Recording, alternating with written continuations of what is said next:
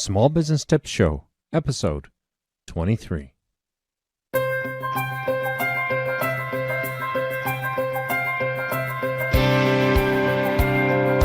Hi, this is Frank Thomas, Small Business Tips Show. I have Nancy Boisvert with me here today.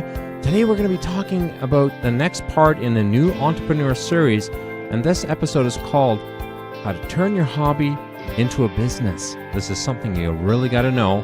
It sounds bizarre, but trust me, you got to know all about this, so stay tuned.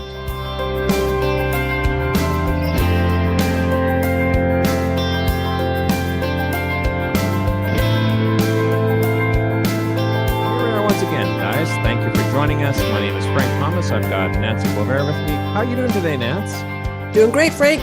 Doing great. How about you? Excellent. Very good. Very good. Today's going to be an interesting show. It's something a lot of people don't talk about, and it's the next component of our series that we've been doing here. We just spent a couple shows talking about building a business plan and the importance of a plan and all that. But now we're going to kind of get into the mentality, mindset sort of thing of your business, and that is turning your hobby into a business. Or in other words, don't treat your business like a hobby. This is actually something that I encountered a number of years ago. I was talking to an accountant, and my business was full-time at that point, and I had ran my business. It was an IT services company at the time. And I had ran my business part-time while I was working for somebody else for quite a period of time. Now, what happened was this accountant said to me, Frank, you need to start treating your business like a business and not like a hobby, because I can see it. It reflects in your books. You're not charging the right amounts. You're underbilling. You're doing a whole bunch of things, and you're treating it like a hobby, like something that you don't depend on this income. And this is your full-time gig now, and you need to really think about this hard. And it was a real eye-opener for me. When she first told me, I was like, what? But it kind of sunk in, and it didn't take long, Nancy, before I tell you, it kind of permeated my soul, and I realized that she was 100% right. Well, I think there's a couple of components to that. First of all, there's the idea that I think typically 90, if not 99% of us undervalue our own worth. We tend to either think that we're not worth that, or people won't pay that, or but look at what those other guys are doing. And that's the first mental hurdle you have to get over. And we touched on that element of pricing in the business plan. If you have to make sure that you have built that into your business plan as well, so that you've checked out what your competition is doing, what they're charging, so that you know what the market value is of your products or services. And then you're absolutely right. Then you have to get into the mindset that this isn't something that I'm just doing when I have extra time or because I like to do it. You have to truly treat it like a business. And if you were going to go out and pay somebody else for those services, what would you expect to pay? And then value yourself accordingly. Isn't that the truth? I have found that since I've taken my business very seriously, people take my business very seriously as well. It's funny, when you don't take it seriously, then people who you work with don't take it seriously either. Like, they're slow on billing or slow on paying. They're slow. Sometimes they don't pay at all. They want to nickel and dime you. It comes out in a smattering of different ways. But at the end of the day, it's our responsibility. I actually want to pull a quick reference. I remember reading this some time ago, and it was really good. It was actually I found it in Napoleon Hill, Think and Grow Rich. It's talking about the famous burn your ships story. And this is a true story. This actually happened. I tried to find the exact reference, but I couldn't. Let me just read this to you. A while ago, a great warrior, let me just move this over. A while ago, a great warrior was faced with a situation that made it necessary for him to make a decision which ensured his success on the battlefield. He was about to send his armies against a powerful foe whose men outnumber his own. He loaded his soldiers into boats, sailed them to the enemy's country, unloaded the soldiers and equipment, and gave the order to burn the ships that had carried them. Addressing his men before battle, he said, "You see the boats going up in smoke? That means we cannot leave these shores unless we win. We have no choice. We win or we perish." And they actually did win. To dig deeper into the story, I actually know that they were outweighed by about 3 times the number. I remember reading the exact history account of this. They were literally outweighed by 3 times the number, and because they had no course of retreat, they either went forward or they were pushed back into the ocean and they died, or they died on the battlefield. They treated it completely different. Even Tony Robbins comes out with the old saying. He has a saying. He says, "If you can't, you must. If you must, you can." And it's important to get that mindset, to get the mindset of, this is not a hobby, this is not something nice to do, this is my business. And it doesn't mean you stop enjoying it. That's not the case at all. It means that you have to sometimes look at your business, review it, and you have to review it many times, by the way, and come to that place where you take it very seriously and you find out where your focus is. In the free gift I give out on the Small Business Tips show site, is making your passions your purpose. That's very important, finding where your passion is, because if you can find your passion, you'll find your purpose in your passion, and you'll make that transition from hobby to business very quickly and very easily. I know, Nance, that my business, I've made quite a transition recently. I did lots of services, fee for services work, and have for a long period of time on the web. And in late summer, I started making a transition, and it just started happening where I started developing pieces of software I was developing. And now I've developed a few pieces of software. And I came to a place in November where I realized I had to reevaluate my business. And because I found that there's a lot of things distracting from the end goal here. And what happens is if you have things distracting you, you can't give your time properly to what you're trying to produce or do, and it takes 10 times longer. It's 10 times not as good. And it's noticeable with everybody you work with. It suffers. That whole effort suffers when you can't give it your primary focus in your mind. Well, Frank, that analogy that you shared about the people and burning the ships, what you discovered with building out your new focus in your business is what they discovered because they had no choice. And that's that you need two things above all else. You need to be motivated and you need to be committed. Mm-hmm.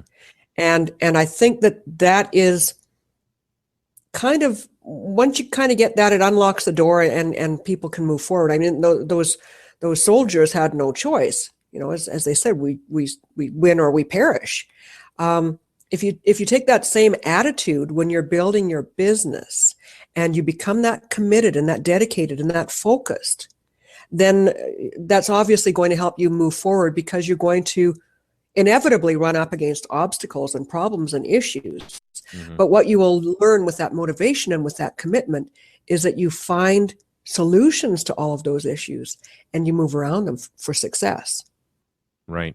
And when you've got to, like, one thing that I do is I look at my budget months into the future, because with the money that my products make today are going to pay me a few months down the road. And I realize that if I don't accomplish today what needs to be done, in a few months I'm in trouble.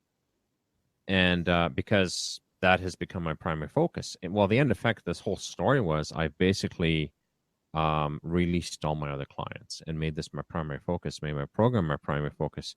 And I've discovered how much more serious I am about it, literally to the point where I kind of overstepped into too much seriousness and started being kept awake at night, like, oh, how's this going to work? And, it's kind of silly, but and you got into the panic mode for a split second. Right. And because you burned your other ships. That's right. Yeah. And it's scary. I'm going to be honest with you folks, that this is scary. Saying, okay, this is my ship. When you are married, and it could be a man or a woman, doesn't matter. You can be married and your spouse is making good money. It's really hard for you to be serious, because that if you fail, you've still got somebody to back you up. And Nance, you and I both know this. Nancy, you have to take care of yourself. You have to ensure that the bills get covered, and which means that some mornings you get up and you're like, I hate to make another call today, but I got to make it because I got to get another customer. Can only eat so many beans. You have to like that steak too. Little So steak now and then. yeah, another thing too that will come out of taking your business more seriously is you'll cut to the chase. You'll stop making excuses. Making excuses is just another way of saying to your business that I'm not really that serious about you. Oh, I don't have my business cards. Oh, I it's raining outside, or it's Wednesday, or no, you need to look at your business and realize that you got to get customers. And you to get customers, you need to get in front of people. You need to network. You need to talk to people in your industry and your potential customer base. You need to get into those uncomfortable places and be ready for people to say no to you. Nancy, how many times have you heard the word no? Oh, yeah. Yeah, and you have to learn. I was having conversation. It's funny. I was having conversation this morning with a gentleman, and we were talking about that. This guy has had a whole. He's in his early 60s now. He's had his whole lifetime in sales, and it's one thing to say in your head, "Don't take it personally." When they say no to you, they're not interested. It's not about you personally, but you have to actually believe that in your heart for it not to affect you. And honestly, the only way to get used to it is to keep getting those no's. And Hmm. pretty soon you do become, I don't like to use the word numb to them because you should always be hearing what other people are saying in case you're not delivering your message properly. But you can't be hurt by them. You Right. have to be able to move forward. And a lot of time too, we have to realize that no necessarily doesn't mean no. It means not Or right now, maybe. maybe it's not right now, and it's not. And 99% of the time, no doesn't mean that they don't like you or they're invalidating what you're doing. It just means they don't want it right now. They're not your Yeah, customer. yeah. I get approached all the time by people who think that I'm their customer. I had one lady approach me and she was trying to sell me hand cream, and I hate hand cream. I don't like using this stuff, and she was trying so hard to sell me. And eventually said, "Darling, I really don't like hand cream. I've never liked it. I've never cared. Oh, but if you tried this," I'm like, "Oh, you're killing me now," you know. Yeah, yeah, yeah, that's But enough. and she could see that she was becoming deflated, the truth of the matter was I wasn't interested, and that's the truth of the matter. And And you were saving her time and efforts that she could go on and find her ideal customer right. instead of wasting time trying to convince you to buy something that you don't want, don't need, and wouldn't use. Right, exactly. And there's we're approaching affiliates all the time, and within 5 minutes, I know whether or not the affiliate's interested. And you know Yeah. something, I'll cut the call very short. I'll say, I'll talk to him, and eventually I'll get to this place where I'll be like, you know something, this person's not interested. Move on. I said, well, thank you Yeah. so much for your time. Do you know anybody who you think would be interested in That's right. Yeah. affiliating this product? Do you? And I'm not afraid to ask for that chain of referrals because that's how we've been building our businesses. One referral after another. Hey, somebody who says no might actually give you a yes on the next person. That's right. That's right. We've gotten some miraculous yeses from people who we were just totally shocked by, and it's made a difference to our business. Well, I My think that's something too, is people get afraid to ask for those referrals. They kind of tuck their tail between their legs and run off when somebody says they're not interested, instead of saying, okay, I understand that I can't offer anything that will be of value to you at this time. Do you know anybody who this might be suitable for? Mhm. I And know my that's a nice son. transition too, right? Yeah, my son, when he's getting ready to go to college a few years ago, he was in his early 20s or late teens. I can't remember now, and he was still short a few $1,000s, and he needed to collect more money. He was working full time. He needed to collect more money, so he thought about it. A kid came by and said, "Hey, could I have your bottles? Because here in Alberta we have bottle recycling, and you get paid for the bottles." And he thought, maybe I should go give that a try. So he went out and be honest with you, being an older guy, he gets rejected. Boom, boom, boom, boom, boom. And he was getting really kind of down in the mouth about it and like, oh, this is just killing me. So I said to him, if you're going to do this, this is your first challenge. Take this as a challenge. This is your first set of no's, and it's simple no's, and you can get through these. And what'll happen is you'll start to develop your sales technique because if you're going into business, you need to be able to sell. I don't care if you're a manager, If you are an employee, if you're in business, you need to have some sales skills, or you're going to be having a really your career is not going to be awesome. You know what I mean? Like, you need to sell yourself to a prospective boss. You need to sell your idea to prospective, your peers. You need to you always have to sell, and there's just no way around it. And Yeah. he went out and he just hammered away. And there was people who chased dogs on him, sprayed him with water, slammed the door in his face. And you know something? It took him about a week, and he was coming home with $200 worth of bottles every night. And he was able to collect like $2,000 in about 3 weeks, a month. That's all right, huh? And that was the money he needed to get to the next step. But I Yeah. listened to him. What happened was, I was to help him out to kind of aid things along, because he was getting so many bottles after a period of time. Was I was driving behind in the van, and I would come up periodically, because they would scour our neighborhood, and he knocked on this door, and I could just hear him out of earshot.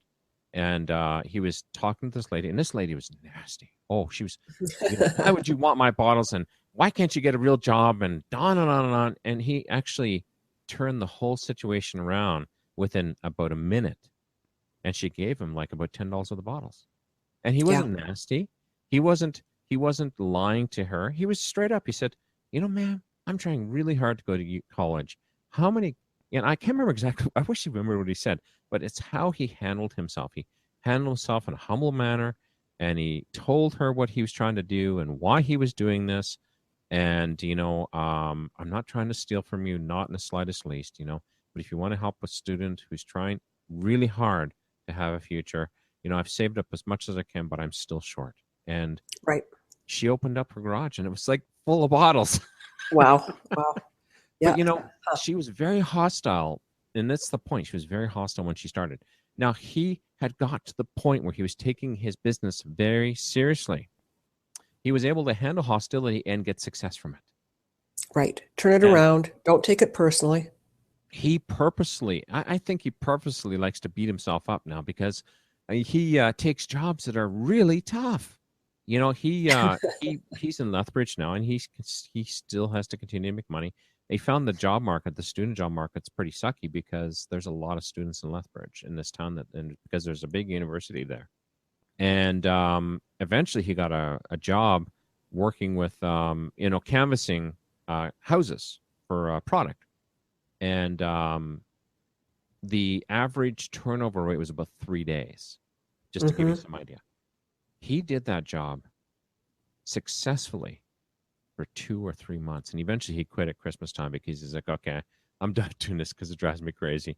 But he was so good. He spent a lot of time thinking about the customer and thinking about approaching. Never lied to the customer. Yes. He did not want to be in a position where he was lying. And the initial sales tech he got was a little shady, so he didn't like it. So he made his own, and his close rate was probably about twice of everybody else's, because he used a lot of things in his favor. He did a lot of research, and he used body language, and he used he said something simple. He walk up to a house, and if the person was much shorter than him, he would step back to give that person, because he knows a lot of people who are shorter, and that's nothing against short people, but there's a lot of people who are shorter that when you step back from them, it's a sign of respect. But if the person's taller than him, he'd step into their shadow, because he was trying to take dominance in the situation. And Yeah, he learned all those subtle keys. He learned all those subtle yeah, body language keys. What do they call it? NLP. There's a lot of NLP trainers out there that talk about how to interact with people in a non-threatening way. So I don't know if Matthew has ever taken any of that, but it sounds like some of those techniques have been utilized there. Probably he just learned them. But yeah, also the most important thing is that Matthew also learned to be genuine. I mean, when you say that he kind of strayed away from the script he was given, those scripts, it was pretty bad. I know from putting scripts together too. It's one thing to put down the general concept of what it is you want somebody to say on your behalf, but everybody has to take ownership. They have to make it themselves. They have to be comfortable with it. And as long as they're not misrepresenting the company or the product, what's wrong with that? It makes it more genuine. Right, exactly. And the interesting thing is, he was very successful at it. And I've actually given him a whole new assignment now, because we've been spawning off a business, and he has been given the task to build the whole sales technique of it. And it's a paid gig, and I'm paying him for it. But I know that it's going to be extremely successful. If he puts his hand into it, it will be successful. He's 22 years old, and he's probably gotten no about a million times already. So it really doesn't Yeah. phase him anymore. The So nice thing is when you're 22, the no's don't seem to affect you as much as when you're 32 or 42. I think it's a matter of just getting over it. That Yeah, I've it is. kind of gotten to this place, even within my own business. There's just no way to. You get people who are just terrible. You get customers who are terrible, and the more customers you have, the more you get that are terrible.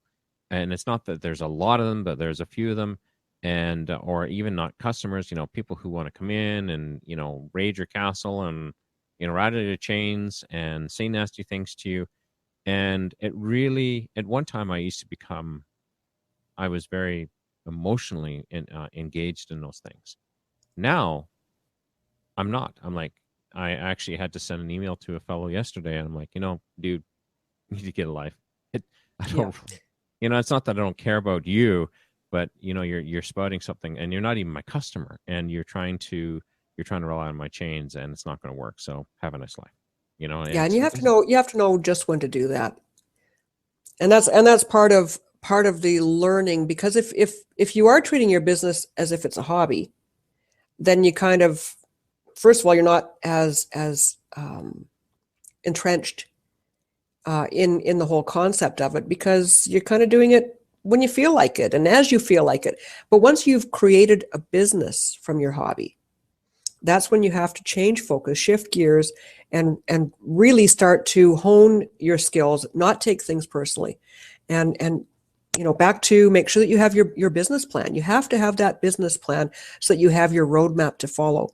Mhm. And another thing that differs from the hobby aspect that I really want to make is to make sure that you have a dedicated workspace.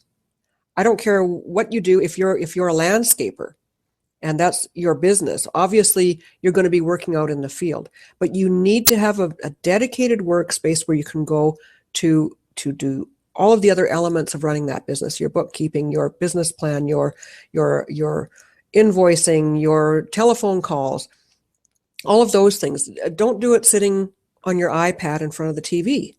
It's not No, going to it, work. You're it's going to be it's like distracted. it's like doing homework. When you're in school, if you did homework in front of the TV, you normally didn't get 100%. Yeah. And in Yeah. business, there is no 80%. It's 100 or nothing. It really Yeah. is. Because you get less than 100%, then you're in trouble. Yeah. Um, so, and it does touch into that whole concept of the lack of focus and the lack of commitment. You need to have clear focus. You have to have clear commitment. And Nancy, I like the fact you brought back the idea of the business plan.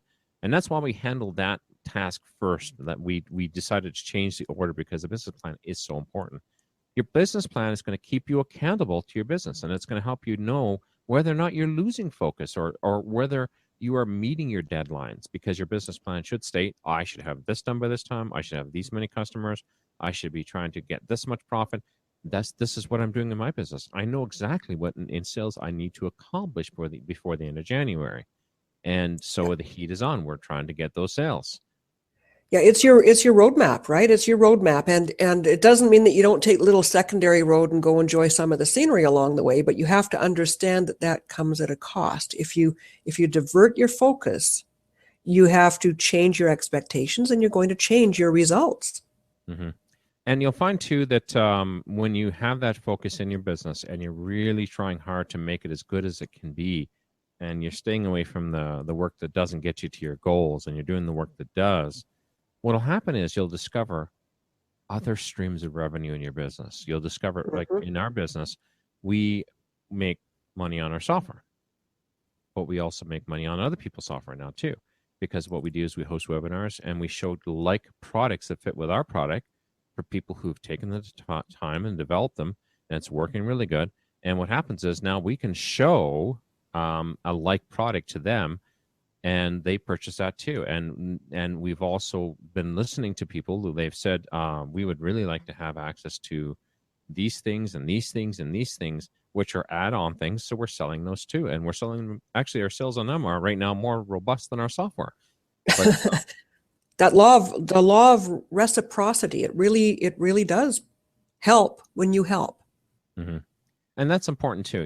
The another point that is really kind of would fit nicely into this show is when you're serious about your business and you're being serious with your customers, that means you're trying to give your customers 150%, and they see it. They see it. It's not that you're trying to work 10 hours to earn a 5-hour salary. That's not it. What you're trying to do is you're trying to give your customers, and you try to find things that you can do that your customers as a whole, like when you spend an hour, you try to make sure that your customers as a whole can receive that. Maybe Give like you said, value. let's say the person's a landscaper. What is it going to cost him to go out and mount his camera with a selfie stick and show people how to make sure how to tend their grass, or how to do their flower bed? Now you can post that on YouTube and say, hey, not only, do I have landscaping supplies, but here I show you how to use them. I show you how to take care of these things. And all of a sudden that like you said, that law of, I can never say that word, Reciprocity. reciprocity. Thank you. It's a tongue twister. That law of reciprocity comes into play because now they feel committed to you. They want to help you build your business because you're helping them. Yes. How do we handle this if it's only part-time, though? This is tricky because let's say you're working full-time and you're trying to make that migration from full-time to full-time in your own thing. This is a very tricky transition time. And I recommend people do this. What I recommend is, and Nancy, I liked your comment about having a separate workspace. When it comes to my business, I have one desk and one computer, which I program on. I have another one, which I do my accounting on, and I have another one, which is my studio where I'm at right now. My wife thinks I'm nuts, but you know something? I find that each place I have a different mindset. Yes. And I have a different thought process.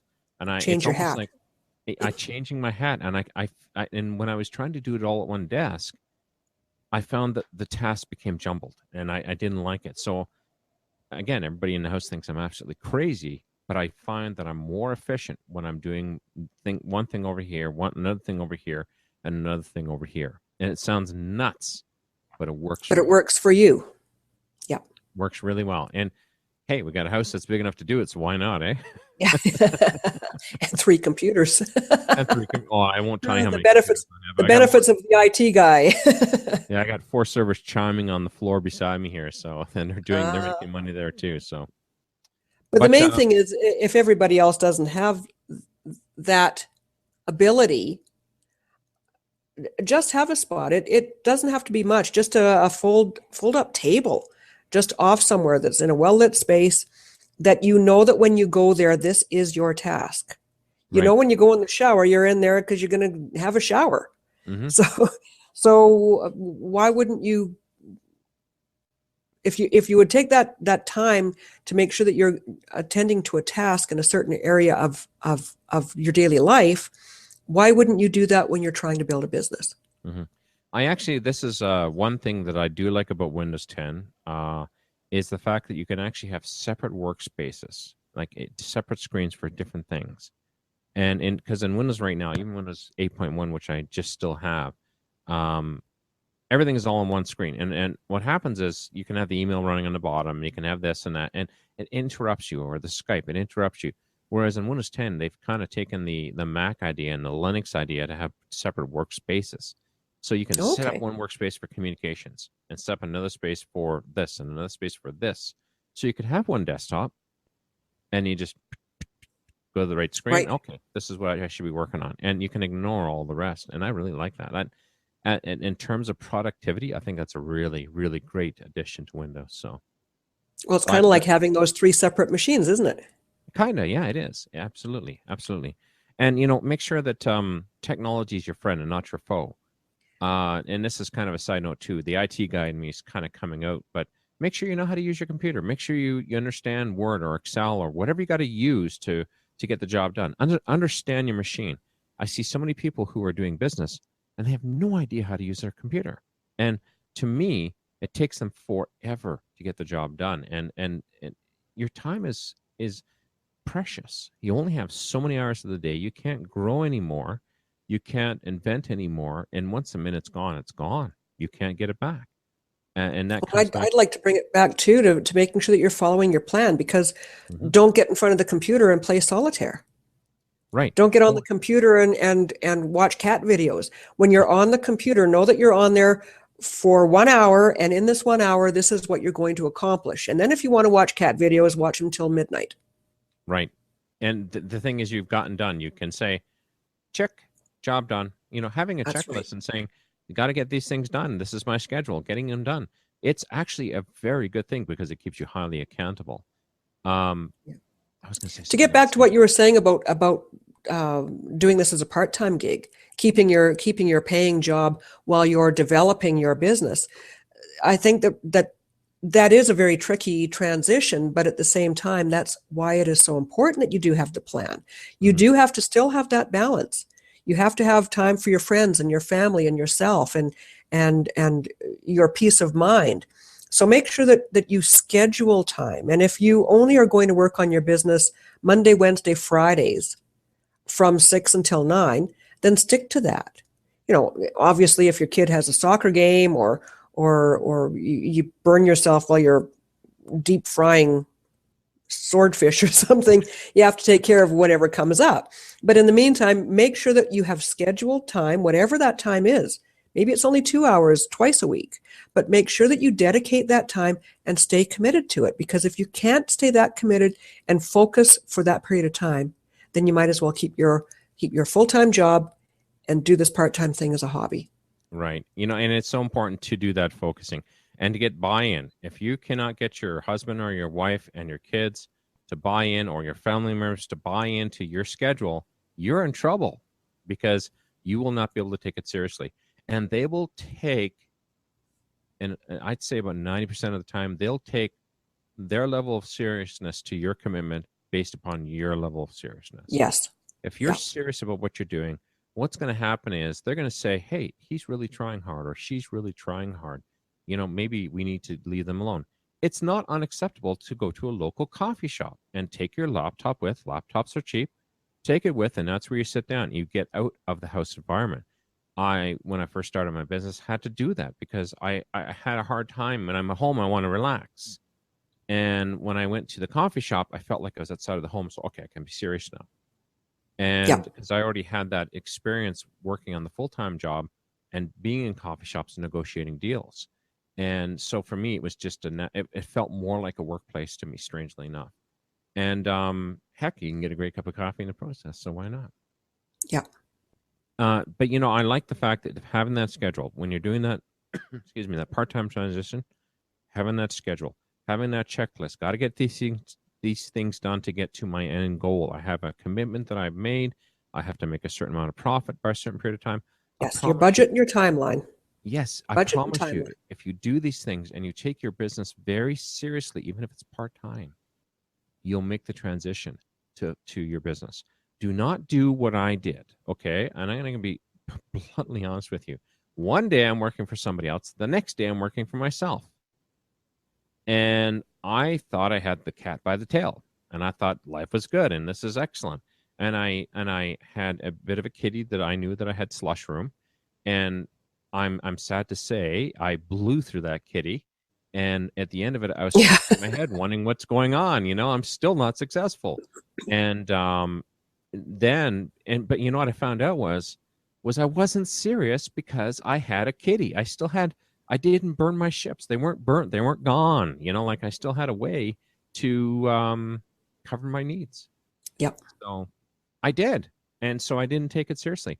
Did I learn a lot during that time? Yeah, sure I did. But did I take it seriously? No, I did not. I don't believe I did, because now I take it very seriously all the time. When I get up, I'm thinking about, okay, what's got to get done? What's got to get done? What's got to get done? How can I move this business forward? One thing I had to do is I had to tie a lot of different services together. I had to put my technical hat on for a little while and I said, we can make more sales if we tie all these services together. So I took about 3 days. Sorry, excuse me. And I had to tie all these services together, which I did. And now I know that's in place. Now I know that this just happens in the background, and I can use my mailing service to like my customers got automatically loaded into my email service. My prospects get loaded into my email service automatically. My webinar attendees get loaded. And I like that because now I can just go to one place and I can save time instead of going and emailing each person. Another thing that I do too, a lot of my software a lot of things that I do, I automate. So I'll take the time to automate a process that I know I'm going to do more than once because I know Well, I can. that's the thing. You make an investment of time now, but it saves you so much time down the road, Oh, exactly. and it allows you to focus in other ways. There's a product we've been selling. It's a little. I can't really tell you what it is right now, but it's a product that we're selling, and there's a process we must go through to ensure the product's okay, because we're actually we're rebuying and reselling a product, and the process is not long. It doesn't take long, but when you're doing 100 checks, that takes 2 days. So we just got 1,000 because we stepped it up, and I'm like, we're not going to take a month to do this. There's no way. So I took 3 days, 3 days, and I built an automation process to go through all the checks. And at the end, it spits out about 10% at the end that are okay. These have to be manually looked at. So we've reduced 1,000 down to 100. Still, somebody's got to take a little bit of time to check those last ones, but now the other ones are all ready to go. And we can sell them, and we do. We sell them right away, which is awesome. Now I can hear people who are watching this saying, "Well, that's great for you, Frank. You're the IT guy. You know how to automate those things. I don't. I'm a landscaper, or I'm a marketer, or I'm an accountant." But that is something that you have to remember too. If you're serious about your business, it's about finding out what skills you have and what skills you don't have, Mm-hmm. and either partnering, mentoring, or hiring those other services that you need assistance with. I always hate to flood a person with new tasks and new things, but I believe it's really important for you to understand all the processes of your business. And if you need to have an app written for your business, okay, there might be a learning curve that's very steep, and especially if you're not computer savvy at all. Then you need to rely on those people around you to find the right person to bring up that resource in and to have a budget and get it done in a timeline. And again, if you're serious about your business, the person you bring in should be just as serious. Yeah. And of Um, course, what that is getting to is my point that you don't have to build the automation tool yourself. Find mhm. out what's out there or get one built for you. Right. And sometimes you have to figure it out yourself. Like Nance, I know that you went through a process where you had to learn how to do video and how to online market yourself with video and all that How to stuff, edit the video, yeah. and how to edit videos. And it's a mundane task, but it's great now because now you can turn around and take that to the masses because now you Well, there's lots of understand. there's lots of little things I've had to do back to understanding your computer and things. There are several things when you're working with technology, there's always something that's going to come up, something that's going to glitch. And to have I always say I have enough knowledge to be dangerous, but at least I Mhm. recognize that, so I know where I know where to stop, where to draw the line. But you do have to know things. You do have to know that sometimes you know what your computer just has overload on it. Reboot it, let it refresh its memory banks, or do something like that, right? Or you have to know how to add in an email address, things like that. And it comes Just down to basic courses. It's not yeah, hard. I was working with somebody just recently, and they were struggling through a course in college, and I started asking them questions and discovered they really didn't know how to use Windows. And I said, right. "You need to learn how to use Windows because this is hurting you now." Oh, but I said, "Take the time, take 3 hours, and go through a simple online course." Yeah, and there's enough out there. I mean, you can Google anything now. Hmm. Google is your friend, plain and Yeah, simple. yeah. But let's. I think we need to wrap this up here, Nance. So, turning your hobby into a business comes down to the whole idea of creating a real focus, using your business plan, which you should have done or you should be working on, to tell you where you're going, what needs to be done, so you can put commitment into it. Get people on board who are not on board with you, who need to be on board. If you can't get them on board, you are in trouble before you start. Yeah. Fail, Motivation and commitment. yeah, torture ships. You know, Yeah. if you need to make sure the time that you put aside is valuable, and You need to say, this is what I need to do and what I need to commit myself to get to the next step, or else you'll never accomplish what you want to do. You'll just keep spinning your wheels. I've got a very, very good friend. We've been talking about her setting up an online business since 2010. And she's no closer today to accomplishing that than she was when we first started speaking about it all those years ago. Simply because I think that she likes the idea of it, but she hasn't torched her ships. She knows she's always going to have food in her belly and a roof over her head and clothes on her back. So she's not hungry enough for it. And I think that she has a big fear of failure. So she's not moving forward. Make sure that if you truly are serious about creating a business out of your hobby, that you do put that time in, that you do put that commitment in. You say torch your ships. Maybe not everybody is able to do that or comfortable doing that, I guess I should say, because it's not like you don't have the responsibilities of supporting a family either. But if you can't literally do that, figuratively do it, but treat it as if you did literally torch your ships. Yeah. And give yourself a time frame. If you can't make it work in, say, 6 months, if you can't get a return based on your business plan, then maybe what you have to do is rejig everything and see what's not working. Maybe there's no demand for it, or maybe it truly should be a hobby. And if you are serious about wanting your own business, see what else fits for you. Mm-hmm. And actually, I want to touch upon a point you mentioned, was this whole fear of failure. Let me tell you something. You're going to fail. Yeah. It's going to happen. And if you don't fail, you've done something wrong. And I'll be honest with you, you're going to fail a whole bunch of times, but that's okay. You don't learn from your successes. You learn from your failures. Yeah. Out of the manure of failure, as it stinks, grows success. Yes. Yeah, there you can quote me. I love it. Landscaper again. There you go. But you are going to fail. It's just a matter of when, how, why, where. It's going to happen, and you're going to make mistakes, and that's the way it is. You're human, and just get over it, because it's not. It doesn't make you a failure. It makes that way of trying to take your business forward a failure, not you. Think of it this way. Think of, let's say, you ever see a little baby when they're just learning how to walk? They're about a year old, and they get up on their feet, and they're tottering, and they're trying to walk. When they fall down and they fall on their butt, do they just cry and never get up again? No, they get up again and try again. And that's what you have to do. It's like being that baby, and then when you fall, you just go, oh, I can't get up, and that's it, and you never try to get up again. Yeah. Well, that's pretty bad. Keep at it. Yeah, keep at it, exactly. So be sure to take your business very seriously. Coming up on the next show, we are going to be looking at that exact topic, the fear of failure and success, which is our final topic in this whole outline that we've been doing. We've already covered the paralysis by analysis, the inside game and the outside game sort of thing. We've talked about the business plan. Today we talked about turning your hobby into a business. And we are going to be talking about the fear of failure and success. So make sure you stay tuned for that show. Nancy, thank you very much for your wonderful input.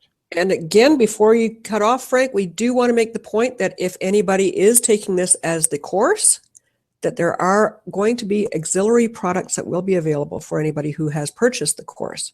Yes, exactly. And it's going to help you step you through a lot of the different points that we've made to ensure that that you're prepared and you're moving forward, and it's going to give you a cheat sheet to help get you back on track. But again, you've got to have that business plan. You got to.